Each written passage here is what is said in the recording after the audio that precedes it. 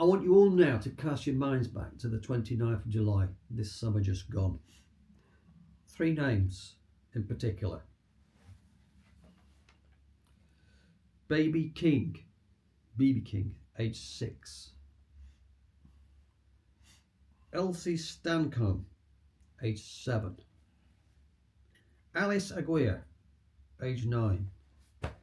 3 young girls slaughtered, butchered, stabbed to death, and now they will never live their lives. It's been taken from them and their families. When the news first broke on national TV, we were told, I quote, an 18-year-old man has been involved in the stabbing of 3 young girls in Southport. Immediately, as with Nigel Farage, that description, or lack of description, aroused my suspicions. That was my initial response. I thought there's something strange going to be announced here. This story is going to unfold. Something is being kept quiet. And that is the way it turned out to be. Slowly but surely, the story started to seep out after the Labour government under Keir Starmer had tried to suppress and crush the truth. The truth being that the offender, the 18-year-old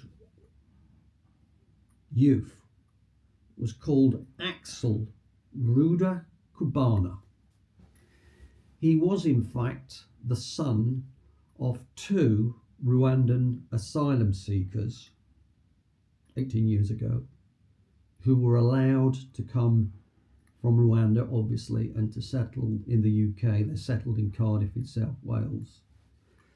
But it was, as the story unfolded, we were being told it was a youth from Cardiff, from South Wales.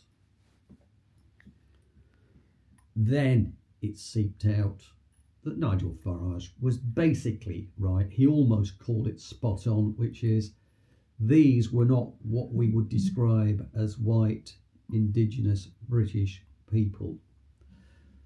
The background is that of a fundamentally different culture.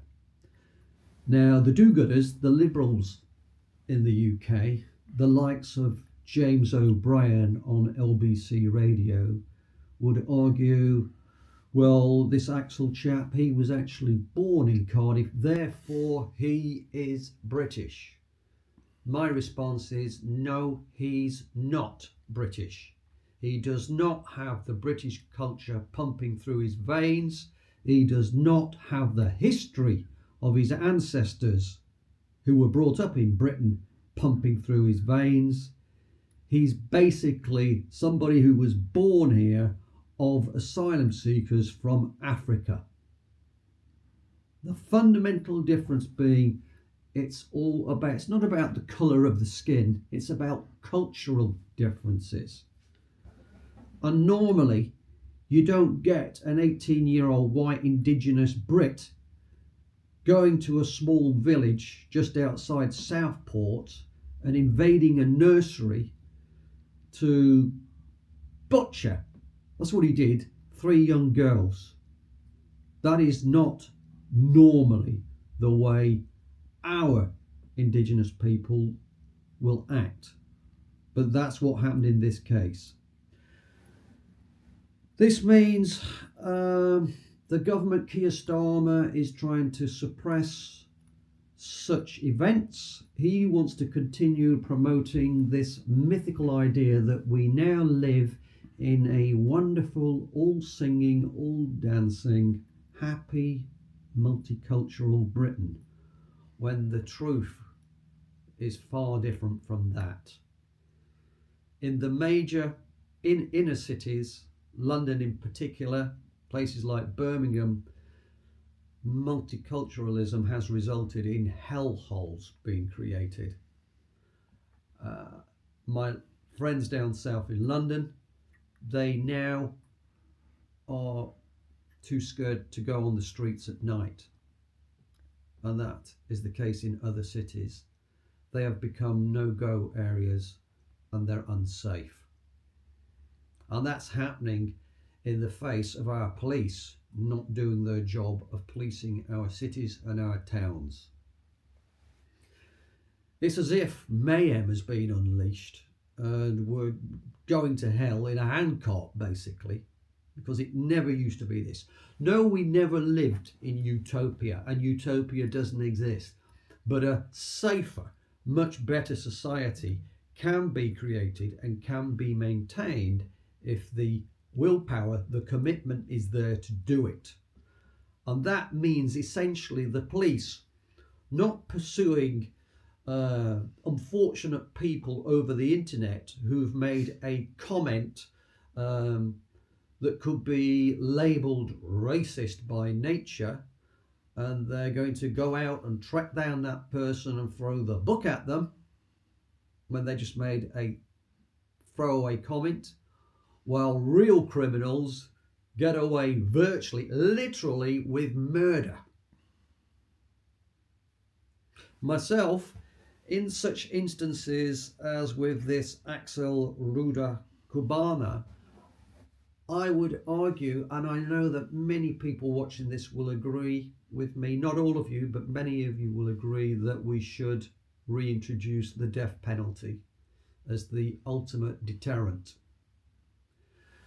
There's no redemption from what happened in Southport. There's nothing can be done to redeem himself. It's much more preferable to have such people permanently removed from our society. And if his parents who brought him up disagree, then I suggest they consider going back to Rwanda, where they fled from. Because we are supposed to be, in Britain, the land of law and order. And believe me, having lived, I can remember the 60s, 70s quite easily, the country is basically falling apart. And this is because our nation is no longer being policed properly. The priorities are wrong. The police are pursuing the wrong people. And then look what happened with the government trying to suppress the identity of the offender in Southport. Riots broke out when the erroneous rumour went out that it was a Muslim, which was wrong. And then Nigel Farage was being accused of trying to stir up racial hatred when he wasn't. He was just trying to make sure the truth was revealed. And then we had a lot of white indigenous British people who started rioting. And those people, those who attacked the hotel in Rotherham that was housing a lot of the asylum seekers, the illegal migrants, 1,000 of them were summarily prosecuted as promised by Starmer himself. There would be immediate retribution.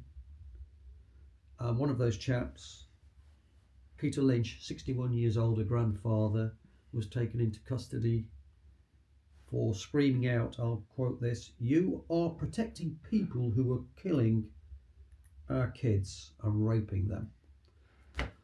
And that is what has been happening on the watch of Keir Starmer, and he's done absolutely nothing to stop it because he's an internationalist, he's a globalist. He doesn't believe in our sovereign state. He believes in a country without borders. Let everybody come into our country who wants to come in, and to hell with it. It will be an all singing, all dancing, happy, harmonious place. No, it won't. We're seeing the results now, the consequences of this absolute stupidity that has failed. And those who live in inner cities know what I'm talking about. And we're getting to the stage where people like myself, now I'm retired, I couldn't talk like this when I was still working. because even though we're supposed to live in a free country, democracy, free speech, the field that I came from, if I'd spoken out like this, I would have been fired from my position. So is that democracy? To speak out about what is actually happening? But getting back to the point I was making, so we had Keir Starmer describing those rioters as far-right extremists. Well, I was thinking the same as those rioters, but I didn't get out there and actually riot. But I, like many other British people, were also thinking the same thing, which is what is going on here. We've got to put a stop to this. And it was basically a case of, we want our country back. We want it back. It's been taken away from us. Well, we've got to stand up and fight and do something about it, or we're going to lose. The whole show's going to go. But anyway, the point I was alluding to here, is that Keir Starmer went out and he pursued 1,000 white Indigenous Brits very quickly indeed, and Peter Lynch dying in custody. But that same vigour was not evident in pursuing the rioters in Leeds, who I believe were, don't know what they're doing in Leeds, a Romanian community, when they were overturning police cars, setting fire to them and buses. Apparently, none of them have been apprehended and prosecuted, which takes us back to the argument of Britain becoming a two-tier legal system. And expanding on that, we had the incident at Manchester Airport, where the initial video footage shown suggested that, I think it was 3 or 4 police officers at the airport had acted in an extremely violent manner that was not justified. And even I, seeing that footage, thought this is not the way our police should be conducting themselves. But then the real footage came out, which put it all into context, which was that those offenders, I think it was 3 chaps who were of Asian, I think Muslim origins, they were launching violent attacks on the police, and they broke the nose of one of the female officers. And when you see the footage, you can then understand why the police responded as they did do. And I'm not making excuses for the officer who kicked the guy who was down on the ground. He shouldn't have done that. But he shouldn't be fired from the police force. He should be told off. You were a naughty boy. And when somebody's down like that, you're a British police officer, you don't kick them in the head. So he should get his knuckles rapped. But if he is fired from the police force, that is a national disgrace. And it's a national disgrace that those offenders who committed that attack on the police at Manchester Airport are still not being prosecuted. They're still out there. Why is that the case? Why have we had 1,000 white Indigenous Brits who were pursued, and some have been sent away for prison sentences of 18, 20 months, when we have the Romanian rioters and whoever else was involved with Leeds? Nothing has been done about that, and nothing has been done about these offenders at Manchester Airport.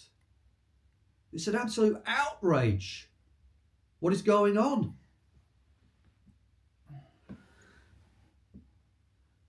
This comes back to, we're having our country taken away from us.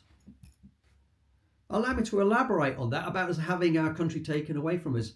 My brother, retired, has now finally had enough of this country. He described it to me. He said, it's no longer our country. I'm sick and tired of all the taxes we're having to pay to finance these asylum seekers and others who are too lazy to work, the jobs out there. And he's now decided with his wife, he's going to leave the country. He's moving abroad. He's had enough. He can't take it anymore. He feels like a foreigner when he goes into our major cities. And what's happened in our major cities? London, under Emperor Khan, the Lord Mayor of London, a Muslim who has made our capital city completely inhospitable and unwelcoming with his ULEZ charges, different levels. You used to drive into London, and on the way out of London, if you were, the camera picked you up, you could stop at any newsagents coming out of London and go and pay.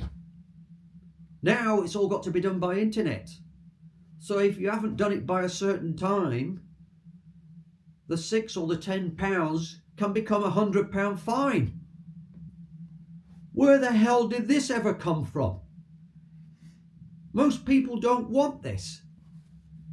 Who is Khan to impose this on Londoners? Even if we don't live in London. I live in the north now, but I spent half my life living in London. And when I don't want to go there anymore. As my brother has said, it doesn't feel like it's London anymore. It's not our capital city. And it doesn't feel safe walking around the streets of London. And there's never any police to help you out if you're in need. Oh, but there's officialdom there if you're 2 minutes over with your parking meter, ready to slap a £50 fine on you. Absolutely crazy what is going on. Only those of us who remember the 60s and the 70s can make these comparisons of how the nation has deteriorated. Literally, it was a case of when we were youngsters in my family, you could leave your front door open. You can no longer do that. It's just not safe to do it. The nation has changed beyond belief. But it's a case of, and a lot of us have now had enough. And we're making a clear statement. We want our country back.